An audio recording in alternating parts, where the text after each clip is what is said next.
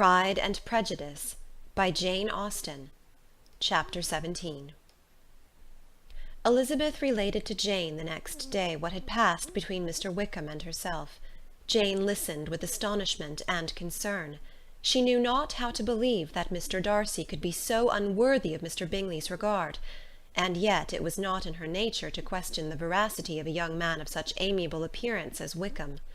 The possibility of his having endured such unkindness was enough to interest all her tender feelings, and nothing remained therefore to be done but to think well of them both, to defend the conduct of each, and throw into the account of accident or mistake whatever could not be otherwise explained.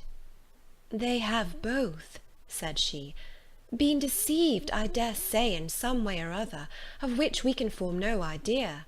Interested people have perhaps misrepresented each to the other.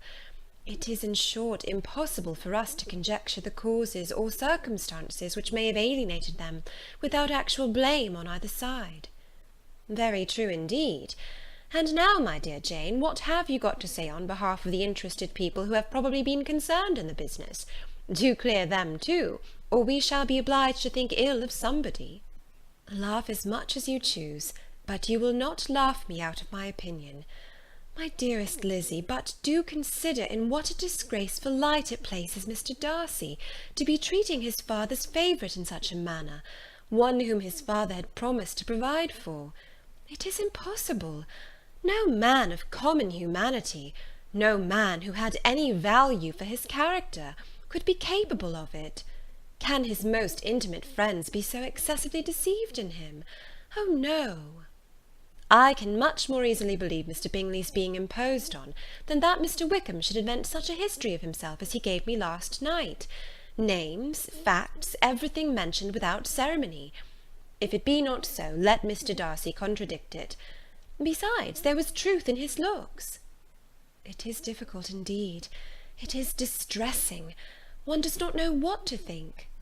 "I beg your pardon. One knows exactly what to think." But Jane could think with certainty on only one point, that Mr. Bingley, if he had been imposed on, would have much to suffer when the affair became public. The two young ladies were summoned from the shrubbery where this conversation passed, by the arrival of the very persons of whom they had been speaking. Mr. Bingley and his sisters came to give their personal invitation for the long-expected ball at Netherfield, which was fixed for the following Tuesday. The two ladies were delighted to see their dear friend again, called it an age since they had met, and repeatedly asked what she had been doing with herself since their separation. To the rest of the family they paid little attention, avoiding Mrs. Bennet as much as possible, saying not much to Elizabeth, and nothing at all to the others. They were soon gone again, rising from their seats with an activity which took their brother by surprise, and hurrying off as if eager to escape from Mrs. Bennet's civilities. The prospect of the Netherfield ball was extremely agreeable to every female of the family. Mrs. Bennet chose to consider it as given in compliment to her eldest daughter, and was particularly flattered by receiving the invitation from Mr. Bingley himself, instead of a ceremonious card. Jane pictured to herself a happy evening in the society of her two friends, and the attentions of her brother, and Elizabeth thought with pleasure of dancing a great deal with Mr. Wickham, and of seeing a confirmation of everything in Mr. Darcy's look and behaviour.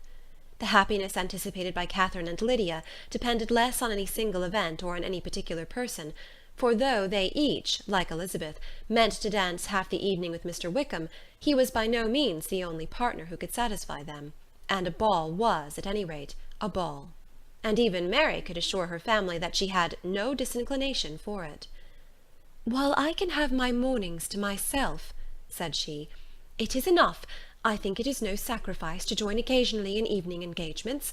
Society has claims on us all, and I profess myself one of those who consider intervals of recreation and amusement as desirable for everybody."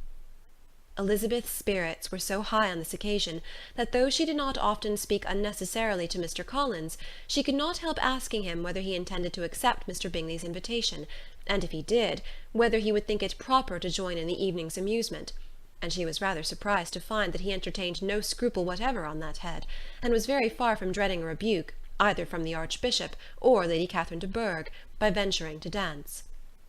"I am by no means of the opinion, I assure you," said he, that a ball of this kind, given by a young man of character to respectable people, can have any evil tendency, and I am so far from objecting to dancing myself, that I shall hope to be honoured with the hands of all my fair cousins in the course of the evening, and I take this opportunity of soliciting yours, Miss Elizabeth, for the first 2 dances especially, a preference which I trust my cousin Jane will attribute to the right cause, and not to any disrespect for her.